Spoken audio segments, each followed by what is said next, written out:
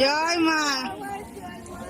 শোনো মা, তোমার আজকে খুব সুন্দর লাগছে, খুব সুন্দর লাগছে।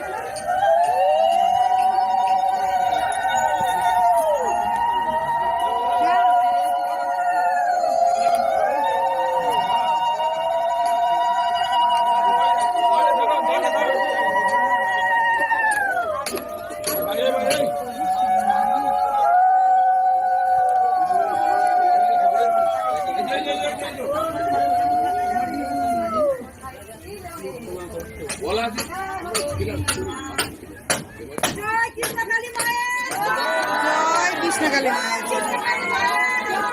জয়, জয় কৃষ্ণ,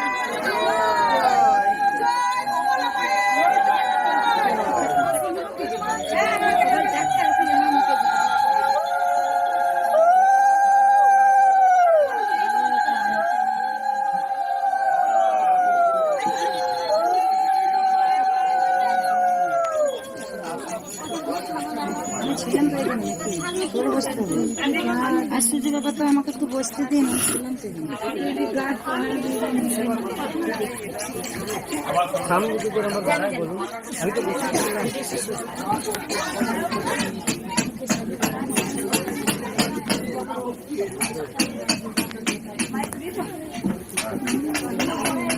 কিছু কথা বলি একটু।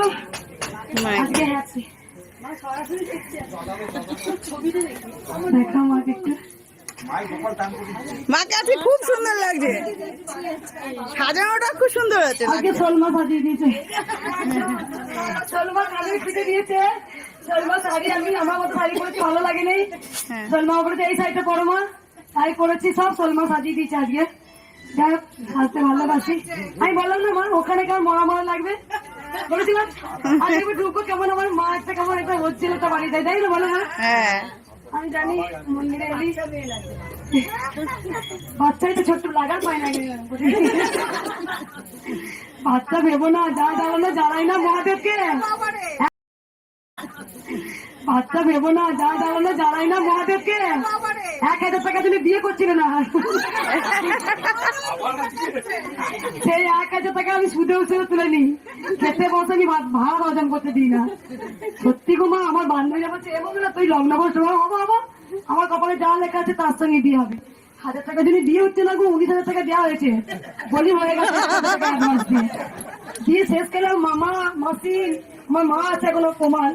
50 টাকা 100 টাকা লাগবে মা, পকেট থেকে দিয়ে 1,000 টাকা দিল। মামা তো বাবা বিয়ে করতে হবে না, 1,000 টাকা দেয়নি। আমার বর্তা উঠে পড়েছে। যাই হোক, আমি হাসতে ভালোবাসি সত্যি করে। তখনকার দিনে কেন তোমরা বলি হবে, আমার স্বামী যখন একটা মিষ্টির হাঁড়ি নিয়ে যখন শ্বশুরবাড়ি ছিল, আমি তোমার এই বুক পড়ানো চলে না, 2,000 টাকা নিয়ে যদি ঢুকছো, বিনা পয়সা দিলে যাচ্ছে মিষ্টি হাঁড়ি।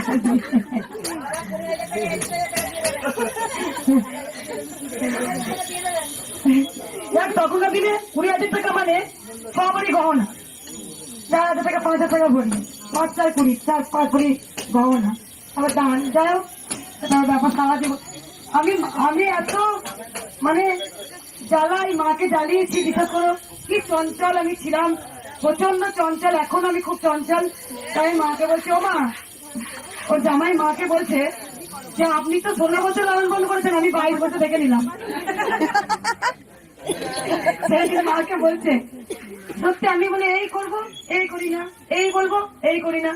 যাই হোক, আমার এই চঞ্চলতা দুষ্টুমির মধ্যেও কিন্তু মাকে ভালোবেসেছি, এটা প্রথমত।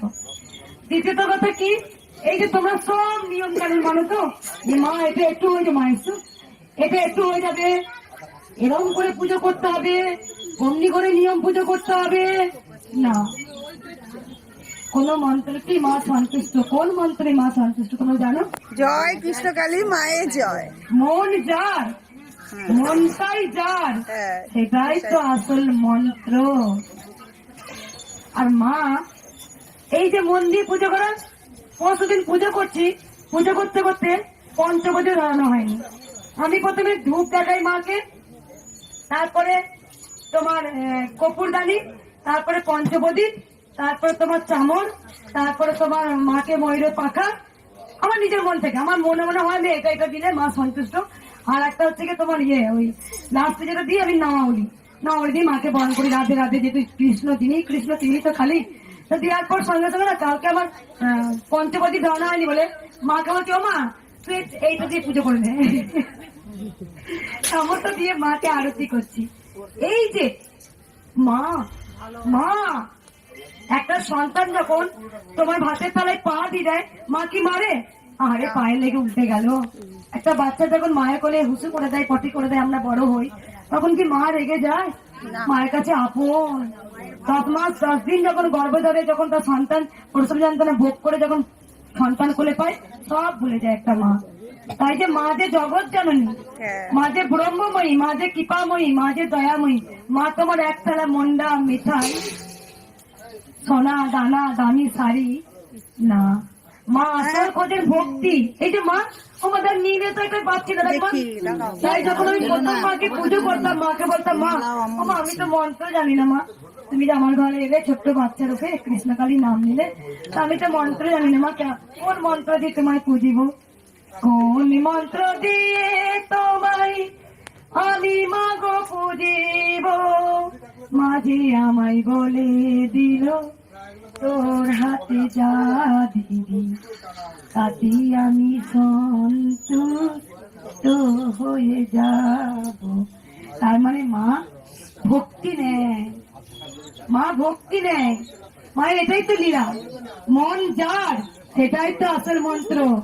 ওই ডুবরে কালী বলে, সেটাই তো ডুব দাও ওই সাগরে ডুব দাও, দেখবে মাকে ঠিক পেয়ে যাবে। খোঁজবো আমরা তো আমাদের স্বার্থের জন্য আমরা খুঁজি, খুঁজতে হবে মাকে, এরকম করে খুঁজতে হবে। মা তুমি কোথায়, মা তুমি কোথায়, মা তুমি কোথায় হারিয়ে গেলে, তুমি কেন এলে না মা, তুমি কেন খেলে না মা, তুমি কখন শোবে মা, এরকম মায়ের সঙ্গে সাধারণ কথা বলো। তাই আমি ফল কাটতে কাটতে আমার যখন খুব খিদে পেত, মা যেন আমায় বলতো তুই খা, তুই না খেলে কি আমি খেতে পারি? তাই ফল কেটেছি, একদিকে নিজে খেয়েছি, মাকে খাইছি। এখনো করি, কে কি বলবি না বলবি সেটা মায়ের, আমি কোনোদিন ভাবি না। আর কিছু বলবো না, পুজো করি। তাই এই কথাটা বলার একটা কারণ হচ্ছে, দুষ্টু মিষ্টির মধ্যে, চঞ্চলতার মধ্যে নিজেকে মায়ের চরণে সঁপে দাও। এর মতো আনন্দ পৃথিবীতে কিচ্ছু নেই, বুঝতে পেরেছ? এর মতো পৃথিবীতে আনন্দ কিচ্ছু নেই। আমি ভক্তদের বারবার বলি, এই যে সকল ভক্তরা এসছেন, আমার এক একটা ভক্ত খুব সুন্দর উত্তর দেন। যখন যারা ভিডিও করেন ভক্তদের জিজ্ঞাসা করা হচ্ছে আপনি কি পেয়েছেন, কৃষ্ণকালী মায়ের কাছে এসছেন, এত ভিড়ের মধ্যে দাঁড়িয়ে আছেন, তখন ভক্ত অ্যান্সার দেয়, পাবো বলে কি মায়ের কাছে আসতে হয়, নাহলে কি মায়ের কাছে আসতে নেই? মায়ের তো তীর্থস্থান, গেলেও তো একটা মনটা শান্তি হয়। পেলেই মাকে ভালোবাসবো, আর না পেলে মাকে ভালোবাসবো না? পেলেই মা ভালো, আর না দিলেই মা তুমি খারাপ। আরে তোরা যে এসেছিস, তোরা কি নিজে থেকে এসছিস? মা চেয়েছিল তবেই আসতে পেরেছি, সবই মায়ের লীলা লেখা ছিল যে ওই দিনে আমি যাব। প্রত্যেকটা ভক্ত একটু আমি জানবো, আজকেও মায়েরা আসাম থেকে এসছে, মায়েরা ভোগ করছে, কালকেও মায়েরা ভোগ করেছিল, আজকে আর শরবত দিয়েছে ভক্তদের। যদি আরো শরবত লাগে ঘরে বাতাস আছে দিয়ে দাও, আর ভক্তদের দাও। আর কোন ভক্ত উপকার পেয়েছো মায়ের কাছে? পেয়েছো মা? একটু এগিয়ে এসে শুনি।